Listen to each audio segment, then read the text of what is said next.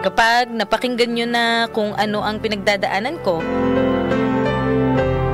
sigurado akong hindi nyo na naisin na mapunta sa sitwasyon ko.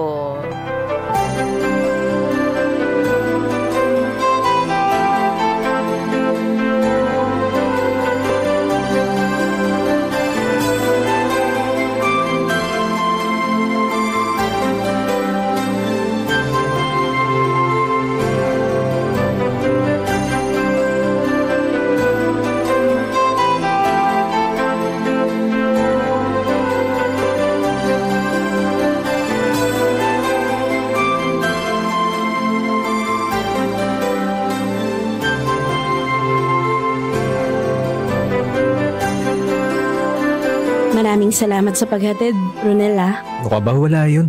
Basta ikaw. O sige na, papasok na ako sa loob. Pwede bang huwag ko munang umuwi? Ha? Bakit? Wala lang. Gusto ko lang na makasama ka pa. Ikaw talaga, Ronel. Kanina pa nga tayo magkasama eh. Nga naman. Teka, nag-enjoy ka ba? Oo naman. Ayun naman pala eh. Dito ka muna sa labas. Baka pagalitan na ako ni Mama. Sinabihan ko kasi siyang pauwi na ako eh. Hindi magagalit yan. Ako na lang yung idahilan mo kung sakali. Kilala naman ako nun eh. Ay, sige na nga. Ang kulit mo talaga. Sorry na. Bitin pa rin kasi ako eh. Buong araw na nga tayong magkasama, nabibitin ka pa. Ganun kita kamahal eh. Tumigil ka nga dyan. Totoo naman yun eh. Hindi ka ba naniniwala sa akin? Ewan ko sa'yo, Ronel. Jenny ka naman. Matagal na akong pumaporma sa'yo. Nakikita mo namang maganda yung intention ko para sa'yo. Bakit ba ayaw mo pa akong sagutin? Huwag na muna tayong magmadali. Pasensya na. Pero ngayon pa lang, gusto ko na sanang malaman. May pag-asa pa ako sa'yo o ayaw mo talaga sa akin at pinagbibigyan mo lang ako? Ang totoo, may nararamdaman na rin ako para sa'yo. Ganun naman pala eh. Bakit ayaw pong maging tayo? Hindi naman sa ayaw ko. Kaya lang kasi, ano mo na, mas matanda ako sa'yo. Oh, bakit? Issue ba yun? Wala lang. Tingin ko kasi, importante pa rin yun eh. Hindi yun. Bakit? Bata lang ba yung tingin mo sa akin? Ganun ba yun? Hindi naman sa ganun. Iniisip ko lang, baka kung anong sabihin ng ibang tao. Huwag mong alalahanin yun. Ilang taon lang naman yung agwat ng edad natin, di ba? Yun sa bagay. Pero, may isa pa kasing dahilan eh. Ano naman yun? May itatanong muna ako sa'yo. Ang mga babae talaga, ang daming pasakali. Ronel, babaero ka ba? Grabe ka naman. Bakit naman ganyan yung mga tanong mo sa akin? Pasensya ka na kung ganyan yung tanong ko sa'yo ah. Alam mo naman di ba? Babaero ang tatay ko. At iniwan na kami ni Papa. Gusto ko na makasigurado. Ayoko lang na masaktan kung sakaling maging tayo. Dear IFM. Dear IFM. Naiintindihan ko naman yung mga ipinag-aalala ni Jenica. Pero alam ko namang kaming dalawa na talaga ang para sa isa't isa. Hindi na talaga ako makapaghintay na maging girlfriend ko na siya. Ang sabi ko nga sa'yo, dahil pareho pa kami ng apelyido, ang tadhana na ang gumagawa ng paraan para magkatuluyan kami. Alam kong siya lang talaga ang babaeng nababagay sa akin at wala ng iba. Ano kaya ang dapat kong gawin para mapasakin na siya?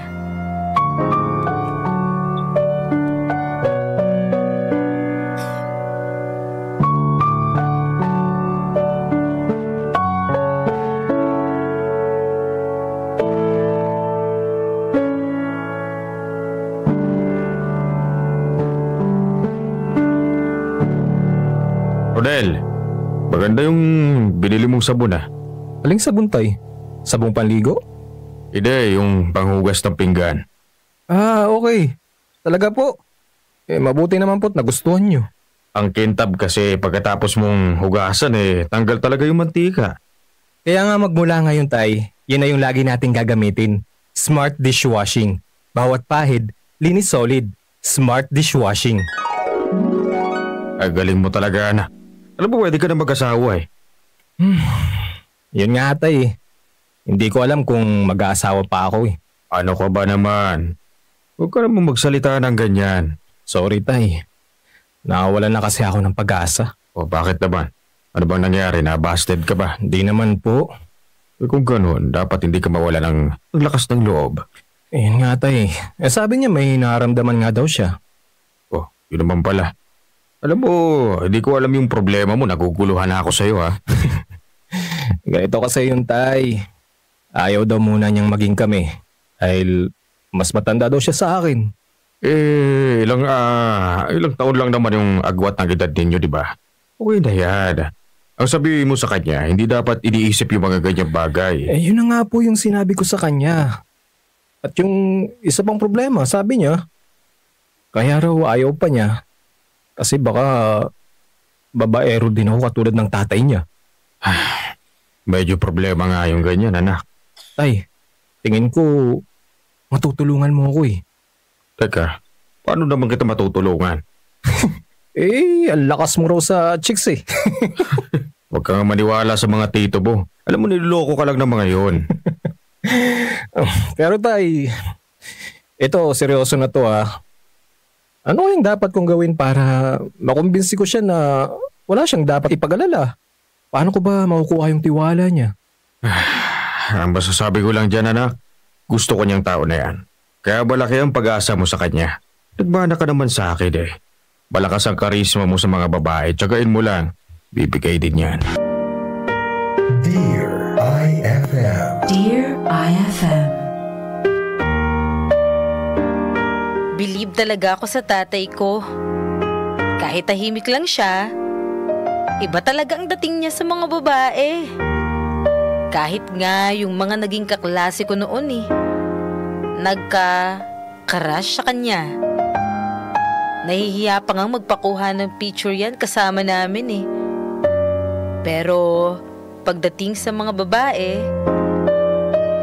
malakas ang karisma niya. Hindi ko rin masisisi ang nanay kung bakit minsan matindi ang nararamdamang selos sa kanya. At dahil siya ang idol ko, nagtiwala ako sa sinabi niya. At hindi rin nagtagal, naging kami na ni Jenica. Sobrang saya ko talaga. Hanggang sa dumating na ang oras na plinano ko nang ipakilala siya sa mga magulang ko.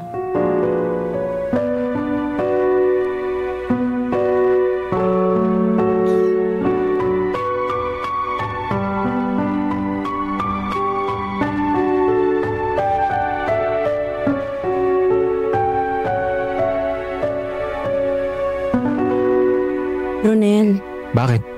kinakabahan ako. Bakit naman kinakabahan ka pa eh? Ang bait-bait ng nanay ko. Oo nga, ang sweet nga ng nanay mo eh. Pero yung tatay mo, hindi ko pa nakikilala.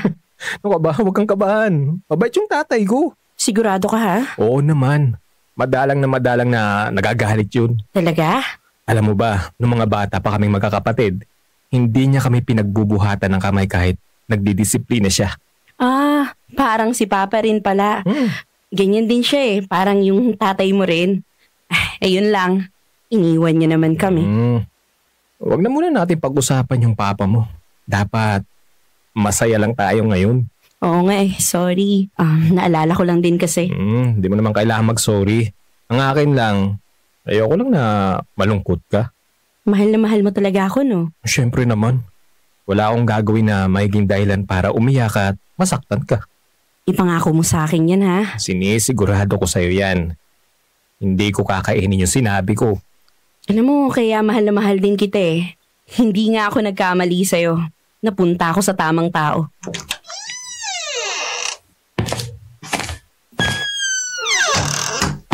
Teka, sandali. Nandiyan na yata si tatay. Romel, nandito raw yung girlfriend mo. Oo, tay. Kanina pa nga kayo hinihintay ni Jenica eh. Ano ulit yung pangalan niya? Jenica po. Bakit po, tay? Magandang gabi po. Ikaw pala yan, Iya. Ronel, uuwi na ako Bakit uuwi ka na eh? Ngayon pa nga lang kayo mag-uusap ni tatay. Pabayaan mo na siya, Rodel. Mas mabuti na umuwi na lang siya. 10 oras na rin naman ang gabi. Baka hinahanap na rin yan sa kanila. At isa pa, alam kong magagalit ka sa sasabihin ko. Pero mas magandang huwag na rin kayo magkita. IFM. Dear IFM.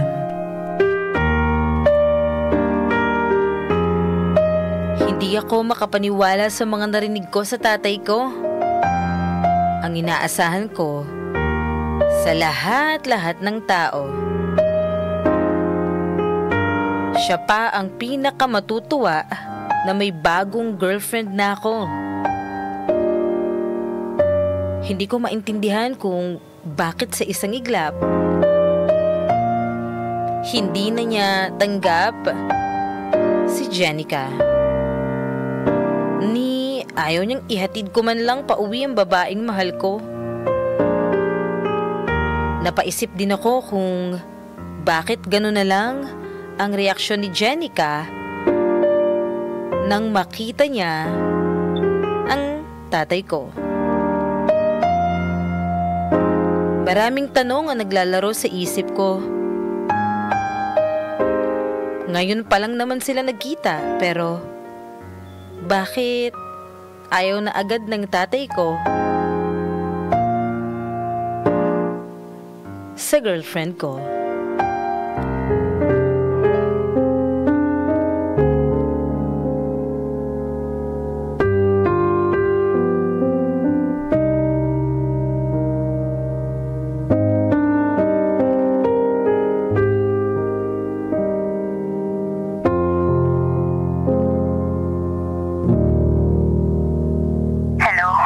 Ay, salamat. Sumagot ka rin. Ronel, please, huwag ka nang tumawag. Bakit ba ayaw mag-usap tayo? Basta, ayoko na. Ano bang nagawa ko sa'yo? May kasalanan ba ako? Ano? Wala. Ayun naman pala eh. Bakit umalis ka na lang ng bigla-bigla nung nakita mo yung tatay ko? Hindi mo na kailangan pang malaman. Bakit naman hindi? Kasi makukuluhan ka lang. Mas lalo nga akong naguguluhan ngayon sa nangyayari. Mas magandang makuluhan ka. Kesa naman, masaktan ka pa. Bakit naman ako masasaktan? Pwede bang huwag ka nang magtanong, Ronel? Naghihirapan na ako eh. Paano ko mapapagaan yung nararamdaman mo kung hindi mo ipapaliwanag sa akin to? Paano kita matutulungan kung hindi mo naman ako hahayaan? Hindi mo na ako kailangan pang tulungan. Pabayaan mo na lang ako. Sapat na yung ako na lang yung masaktan at mahirapan. Mahal kita. Pero mas magandang magkalimutan na lang tayo. Dear IFM. Dear IFM. Lalo lang talaga ako naguluhan sa mga nangyayari sa amin ni Jenica. Bakit ba hindi na lang siya sumagot sa mga tanong ko sa kanya? Bakit parang takot na takot siya?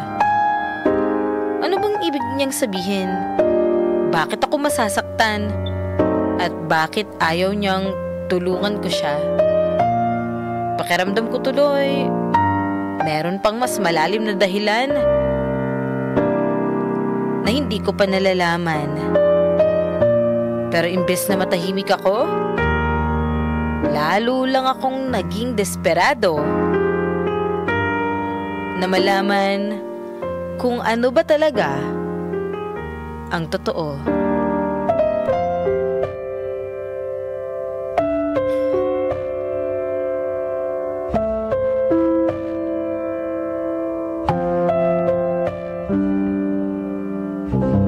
Ronel, ano ba? Pwede bang huwag ka nang manggulo dito? Hindi ako nanggugulo, Jenica. Gusto ko lang malinawan kung ano ba yung nangyayari sa atin. Huwag mo nang alamin. Bakit pa yung lagi mong sinasabi sa akin? Bakit ayaw mong malaman ko yung sagot sa mga tanong ko? Kasi hindi na kailangan. Alam mo naman akong pinagmumukhang tanga niyan eh.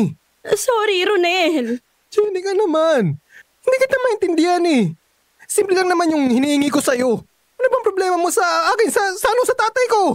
Huwag ka na magtanong. Baka magising si Mama. Ayoko mag-away pa kayong dalawa. Kalimutan mo na lang ako. Di mo naman pwedeng sabihin niya sa akin ng basta-basta na lang na... Anong kaguluhan na nangyayari dito? Mama, please. Huwag na po kayong makialam. Uuwi na po si Ronel. Hindi pa po ako uuwi. Di ba ilang beses nang sinabi sa'yo ng anak ko na huwag na kayong magkita at kalimutan mo na siya? Bakit pa ang kulit-kulit mo? Pasensya na po kayo, Tita Marta. Pero hindi naman po yata tama to eh. Wala akong ginagawang masama sa anak ninyo. At lalong walang kasalanan dito ang tatay ko. Sigurado ka ba dyan sa sinasabi mo? Baka hindi mo alam kung ano ang ginawa ni Fidel sa aming mag-ina. Kilala niyo po ang tatay ko? Oo. Noon pa man, konektado na ang mga buhay natin. Mama, huwag na po kayong magsalita. Tama na po na ako lang yung mahihirapan. Yung masasaktan. Huwag na po si Ronel. Gusto mong malaman yung mga sagot sa mga tanong mo, di ba, Ronel? Pwes, ipapaliwanag ko sa'yo. Kapag nalaman mo na totoo, wala ka ng pagpipilian kung hindi tigilan ang anak ko.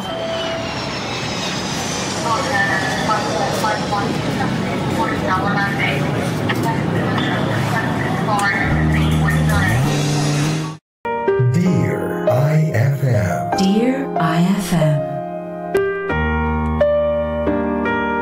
Hindi ako makapaniwala sa mga nalaman ko.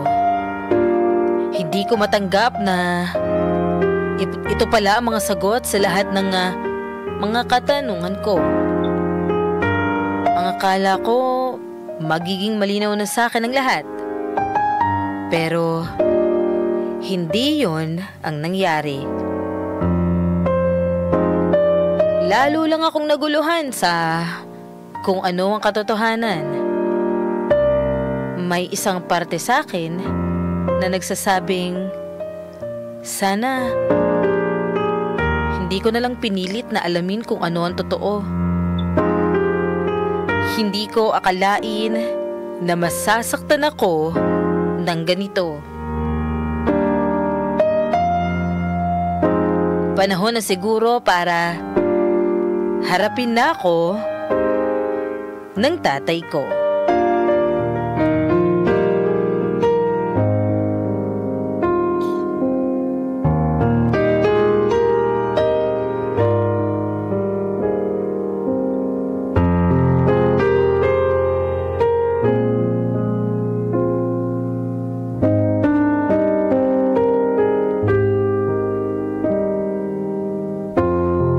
Pasensya ka na, Ronel. Ano ba? Wala akong panahon makipag-usap sa'yo. Ay naman. Bakit hindi niyo po sinabi sa akin kung ano yung totoo? Ano ba? Hindi ko alam ang sinasabi mo, anak. Pwede po bang huwag kayong magmaang-maangan dyan? Huwag mo nga ako pinagsasalitaan ng ganyan. Baka nakakalimutan mo, tatay mo ako. Yun naman pala eh. Bakit mo kinalimutan yung naunang pamilya mo? Hindi ko naman nakalain na lalala ng ganito ang problema. Problemang kayo mismo ang may gawa. Kung ganon, alam mo na rin naman pala ang totoo. Oo. Sinabi sa akin ni Tita Marta. Pero hanggang ngayon, alam mo tayo, ayaw ko pa rin maniwala eh. Alam mo, huwag ka na lang makipagkita kay Jenica. Hindi ganun yung kasimple, tay. Bakit hinayaan mo magkaagustuhan at magmahalan kami? Ang dalawang anak mo! Bakit hinayaan mong mahalin ko ang kapatid ko? Hindi ko nga alam na mangyayari to. Hindi mangyayari to kung noon pa lang kilala na namin ang isa't isa. Alam mo namang, may naon na kayong pamilya eh. Kami lang yung pangalawa. Pero ang sabi niyo, nasa ibang bansa sila eh. Yun ang sabi niyo eh. Yun para iwasan mo sila. Hindi mo na sila kilalanin. Yun na nga eh. Bakit ayaw niyong magsabi ng totoo sa amin? Hindi ko nga alam na mangyayari to. Ang alam ko, nasa probinsya sila. Hindi sumagi sa isip ko na pupunta dito sila sa Maynila. Sinadya ko talagang hindi kayo ipakilala sa isa't isa. Para wala nang mangyaring gulo. Yun na nga eh. Lalo nga tayo nagkaagulo eh. Hindi niyo ba naisip na pwede kayong magkita ni Jenica? Na maliit lang ang mundo, tay. Alam ko. Pero huli na ang lahat. Bakit niyo sila pinabayaan, tay? Bakit niyo sila iniwan? Isipin mo na kung anong gusto mong isipin, Ronel. Kung hindi ko ginawa yun, hindi ko maitataguyod ang pamilya natin. Alam mo, tay, ang taas-taas ng tingin ko sa inyo. Nirespeto ko kayo. Pagkatapos malaman ko ganito pala ang ginawa niyo sa pamilya niyo. Hindi hinayaan niyo pang maging komplikado ang buhay ng mga anak niyo? Bakit kami ang kailangan magbayad sa kasalanan niyo? Dear IFM. Dear IFM. Kahit ano pang sagot ang hingin ko sa tatay ko, wala na rin naman siyang magagawa. Nangyayari na ang lahat. Hindi na rin niya maitatama ang naging mga pagkakamali niya. Yun nga lang, kailangan pa kaming masaktan ni Jenica ng dahil sa kanya. Sa ngayon, nagdesisyon na akong magsarili at humiwalay muna sa pamilya namin. Di ko talaga kayang makasama sa iisang bahay ang tatay ko ngayon.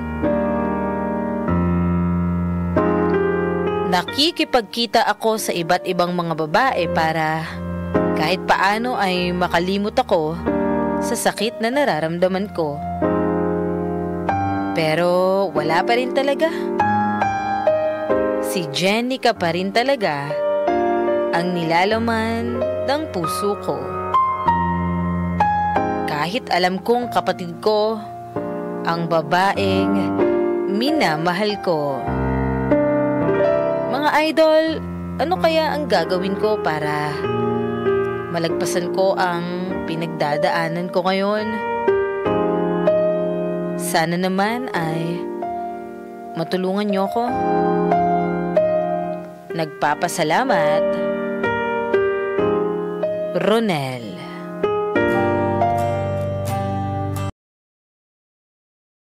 Sa Dear IFM.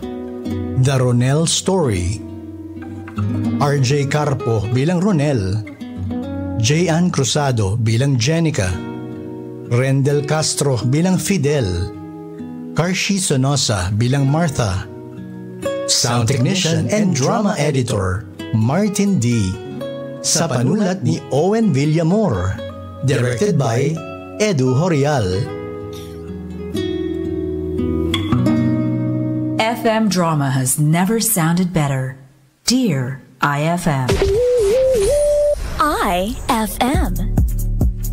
At yan ang isang kwentong buhay na pinadala ni Ronel para sa Dear IFM na pinamagatang Konektado. Maraming salamat sa lahat ng ating mga idol na talaga namang tumutok sa kwentong buhay na ito na talaga namang nakakaloka.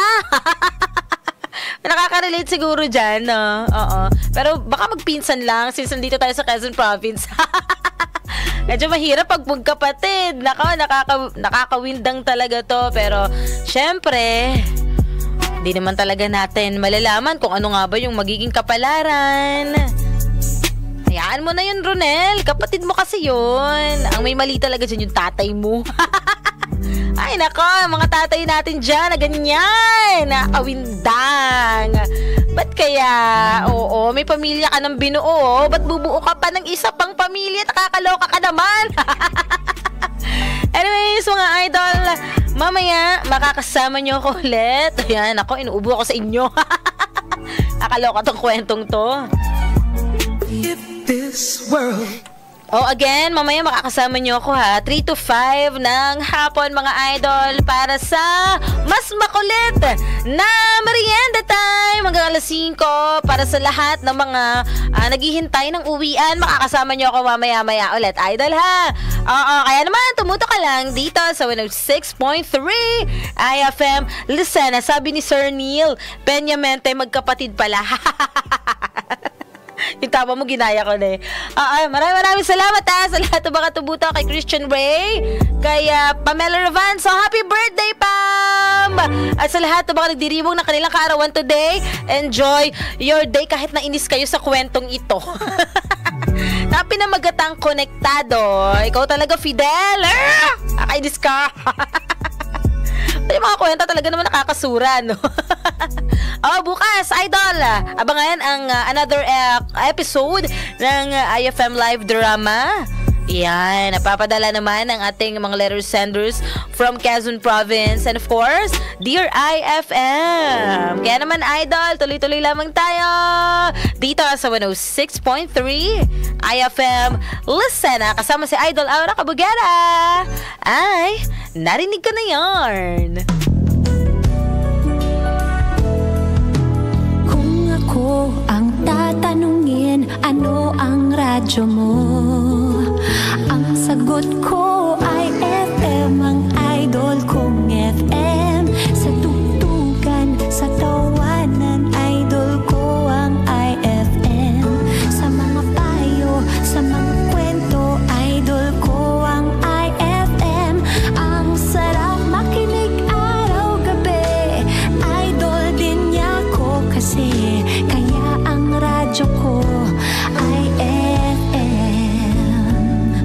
ang idol kong FM, IFM. 106.3 IFM Lucena.